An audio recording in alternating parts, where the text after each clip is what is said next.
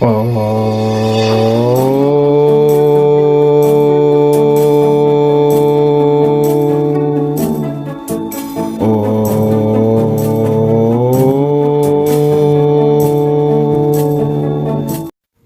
जय माता दी। आज हम आपको बताने वाले हैं नवरात्रों की कथा के बारे में। जय साईं राम, नमस्कार। मैं ब्रिज मंसूरी स्वागत कर रहा हूं आपका आपके इस चैनल में। और आज हम माँ के पवित्र नवरात्रों की कथा का बखान यहाँ कर रहे हैं। परमात्मा आपको बहुत अधिक सुख दे, शांति दे, प्रेम दे और धन दे।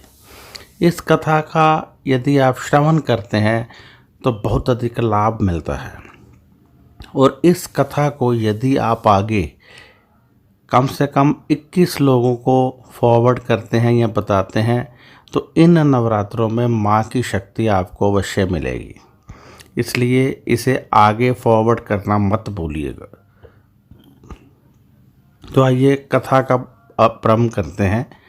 एक बार जब प्रभु राम और रावण के बीच में युद्ध चल रहा था तो रावण भी पूरी शक्ति से लड़ रहा था, जिस कारण भगवान श्री राम ने सोचा कि कोई ऐसा पाठ हवन होना चाहिए जिससे उन्हें अतिरिक्त शक्ति प्राप्त हो।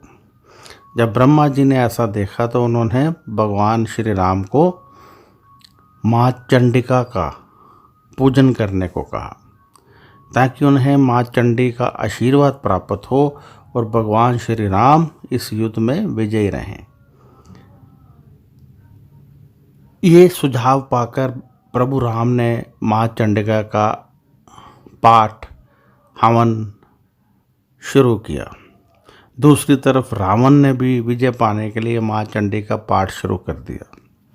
प्रभु राम ने इस पूजन में विशेष रूप से चढ़ाने के लिए दुर्लभ नील कमल 108 मंगवाए थे, ताकि माँ चंडिका को प्रसन्न किया जा सके। रावण को जब इस बात का पता चला तो उसने अपनी मायावी शक्ति से एक नील कमल वहाँ से गायब करवा दिया। अब भगवान श्री राम को पता चला कि 107 नील कमल रह गए हैं, तो उन्हें दुख हुआ। अब एक नील कमल और लाना अति दुर्लभ था, मुश्किल था कि ये दुर्लभ नील कमल कहाँ से लाया जाए। तब भगवान श्री राम को स्मरण हुआ कि उनको भी नील कमल यानी उनकी आँखों को नील कमल की संज्ञा दी जाती है। तब उन्होंने सोचा कि क्यों ना अपनी एक आँख साथ में चढ़ा दूँ, जिससे 108 की संख्या पूर्ण हो जाएगी। प्रभु राम ने जैसे ही एक तीर को उठाया और अपने आँख निकालने को तैयार हुए, तभी माँ चंडिका प्रकट हुई और प्रभु राम को विजयी होने का वरदान दिया। अब दूसरी तरफ रावण ब्राह्मणों से पूजा करवा रहे थे और हवन यज्ञ चल रहे थे। तब भगवान के भक्त हनुमान जी सेवादार का रूप धारण कर ब्राह्मणों की सेवा करने लगे। ऐसा सेवा भाव देखकर जब ब्राह्मणों ने, ऋषि मुनियों ने हनुमान जी को कहा कि हम आपकी सेवा से प्रसन्न हैं, कोई वरदान मांगिए। तब हनुमान जी ने वरदान मांगा कि जो शब्द आप उच्चारण कर रहे हैं उसमें ह की जगह क लगा दीजिए, जिससे कि उस शब्द का मतलब ही बदल जाना था। यानी पाप हरनी और पाप करनी का शब्द बदल जाना था।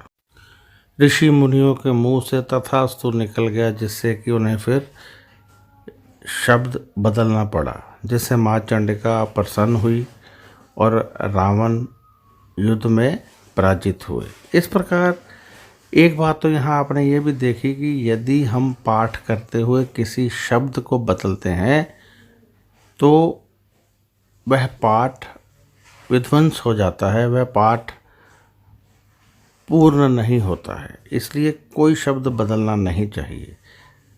तो इस प्रकार माँ की पूजा करने से भगवान श्री राम को विजय प्राप्त हुई। और इस प्रकार यदि हम नवरात्रों में माँ की पूजा करते रहें तो हमें प्रत्येक समस्या का निवारण मिल सकता है, हमारी प्रत्येक मनोकामना की पूर्ति हो सकती है, हम परमात्मा के बहुत करीब जा सकते हैं और परमात्मा की बहुत सारी शक्तियाँ हमें आसानी से प्राप्त हो सकती हैं। ज़रूरत है कि हम दिल से पाठ करें, हम नियम से पाठ करें। और नवरात्रों में जो आसन होना चाहिए वो लाल रंग का होना चाहिए। और जब लाल रंग का आसन आप लेते हैं तो बहुत अधिक आपको परमात्मा की शक्तियों की प्राप्ति होती है। माँ दुर्गा की शक्तियाँ यदि आप लेना चाहते हैं तो शुद्धता बहुत जरूरी है। अशुद्ध अवस्था में न पड़ियो, अपने संग अनर्थ न करियो। यानी आप कोई भी ग्रंथ का अध्ययन करते हैं, कोई पाठ करते हैं तो अशुद्ध अवस्था में मत कीजिएगा, वरना आपको पाप लगेगा। तो आप दिल से कीजिए, शुद्धता के साथ कीजिए। माँ की शक्तियाँ आपको हर मुश्किल से निकाल सकती हैं, माँ की शक्तियाँ आपको तेज़ी से आगे ले जा सकती हैं और आपके प्रत्येक दुख दर्द को दूर कर सकती हैं। इस चैनल को सब्सक्राइब करना मत भूलिएगा और इस वीडियो को 21 लोगों को आगे फॉरवर्ड करना मत भूलिएगा। साईं राम, नमस्कार, खुश रहिए और अपना ध्यान रखिए। जय माता दी।